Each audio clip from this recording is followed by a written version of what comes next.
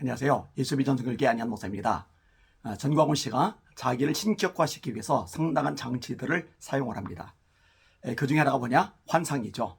자신은 이런 환상을 본다 라고 이야기를 끄집어내는 겁니다. 본 곳을 의지하고 머리를 붙들지 않는 자라는 표현이 골로새서에 나옵니다. 바람직하지 않은 신앙의 양태를 묘사할 때 쓰는 표현이죠.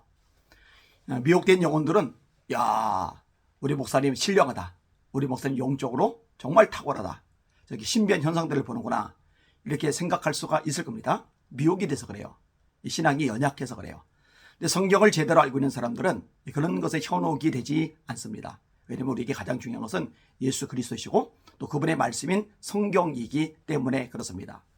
오해하지 마세요. 제가 환상 전체를 부인하는 건 아닙니다. 근데 거기에 너무 강조점을 두는 것은 심각한 문제가 있어요.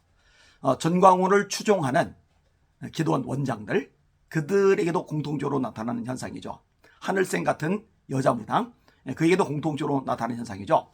전광훈 집단의 수준이 얼마나 낮은지는 하늘샘 같은 여자를 추종하는 것만 봐도 아주 명확하게 알 수가 있습니다.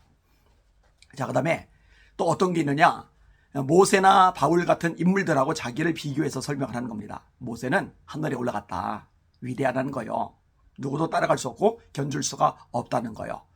바울도 삼층전에 올라갔다, 하늘에 올라갔다는 거예요.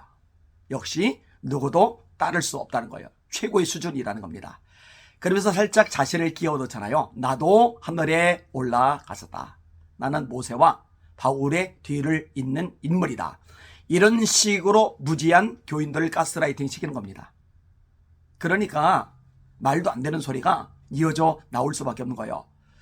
바울 이후로 성경이 감춰졌었는데 내가 전광훈이 열었다. 세상에 이렇게 시건방진 소리 어디 있고, 세상에 이렇게 무식한 소리가 어디 있습니까? 그리고 이렇게 무식하고 시건방진 소리에 아멘하고 따라가는 사람들 얼마나 무지하고 실력과 수준이 저열합니까? 참 안타까운 현상이 아닐 수 없습니다. 자, 이런 식으로 자기를 자꾸 높이는 거예요. 신격화시키는 거예요. 자, 어떤 얘기도 끄집어내느냐? 자기는 부부 생활을 안 한다는 거예요. 하나님께서 고자가 되게 만드셨다, 이런 식으로 이야기를 끄집어내는 겁니다. 그러면은 어떻게 하느냐?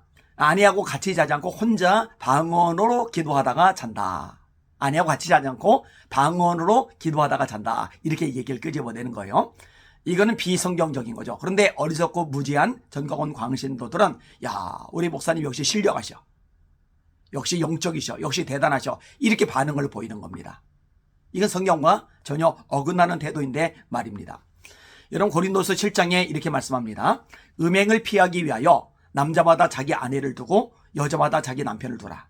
남편은 그 아내에 대한 의무를 하고 아내는 그 남편에게 그렇게 할지라.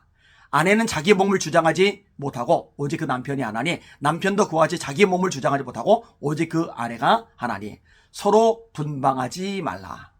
각방 쓰지 말라는 거예요. 따로따로 자지 말라는 거예요. 서로 분방하지 말라. 그러면 언제 분방기도 되느냐? 잠시 기도할 틈을 얻기 위해서. 잠시.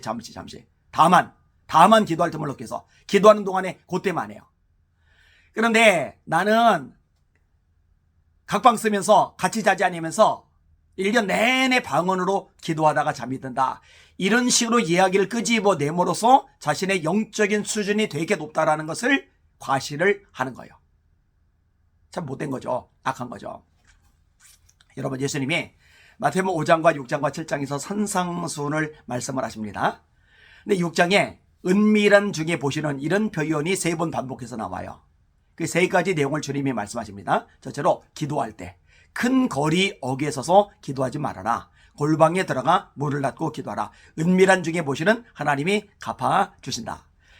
이 얘기는 교회 공동체에 모여서 함께 통성으로 기도하지 말라, 그런 얘기가 아니에요. 티내지 말라.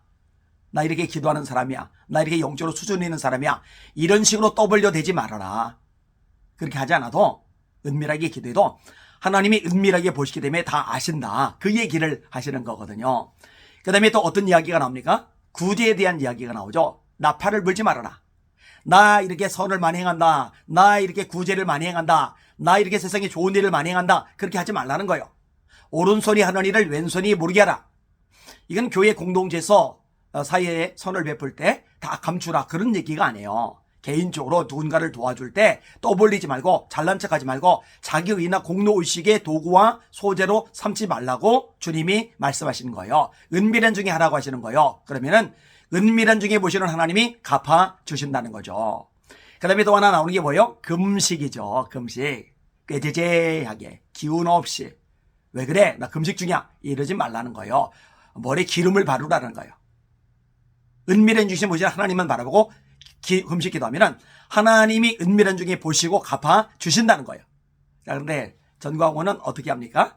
다 떠벌려요. 나 이런 사람이야. 나 이렇게 아니하고 부부 생활도 안 해. 하나님이 나 고자되게 하셨어. 나 혼자 자. 잠들기 전까지 방으로 기도하면서 이렇게 기도하다가 잠이 들어. 나 이렇게 영적으로 수준이 대단한 사람이야. 영적으로 실력이 영성이 엄청 깊은 사람이야.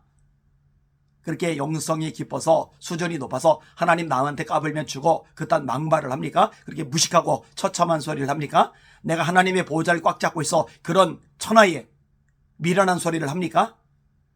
뭔가 심각한 문제가 있는 거죠. 이 전광훈 광신도들은요, 이성이 마비가 된 거예요. 판단 능력이 제로인 거예요. 야, 이거 뭔가 이상하다. 말씀에서 벗어났다. 근데 말씀에서 벗어나던 말던 그런 것들에 신경을 안 써요. 뭐 그럴 수밖에 없죠. 전광훈이 대놓고 가르치잖아요. 말씀에 어긋나도 내 말을 들어. 너희들이 성경을 알아? 하나님의 말씀에 어긋나면 내 말 듣지 마. 하나님의 말씀에 어긋나면 나를 떠나. 하나님의 말씀에 어긋나면 나를 쫓아내. 이렇게 가르치는 게 정상적인 하나님의 종의 모습인데 말씀에 어긋나도 내 말 들어. 니들이 성경을 알아? 이게 전광훈의 가르침이거든요. 이러니 배교인 거죠. 이러니 사이비 교주인 거죠. 이러니 이단 집단인 거죠. 이러니 전광훈을 따르는 사람 멸망받는다고 심판받는다고 회개해야 된다고 돌이켜야 된다고 말씀을 전할 수밖에 없는 거죠. 속지 마십시오. 성경이 우리의 유일한 기준입니다. 속지 마십시오. 예수 그리스도만이 우리가 따라갈 유일한 표대입니다. 전광훈 따위에 속지 마시고 그 감언이설에 현혹되지 마시기를 바랍니다. 그래야 여러분 영혼이 삽니다. 여러분 가정이 삽니다. 여러분이 속한 교회가 삽니다. 생각해봐요. 여러분 하나 때문에 전광훈에게 미혹된 여러분 하나 때문에 여러분 가정이 얼마나 많이 깨어지고 힘들고 골치가 아픕니까?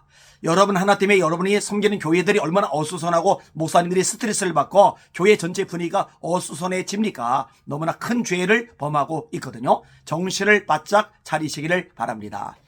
이 악한 집단이 주님께 돌이키도록 아니면 주님께서 빨리 손을 내시고 와해시키도록 기도해 주시기를 바랍니다. 우리 주님만 바라봅시다. 주님의 말씀만 의지합시다. 요동하거나 흔들리지 않는 저와 여러분들 되기를 원합니다. 날마다 주님의 이름으로 전진하며 승리합시다. 할렐루야.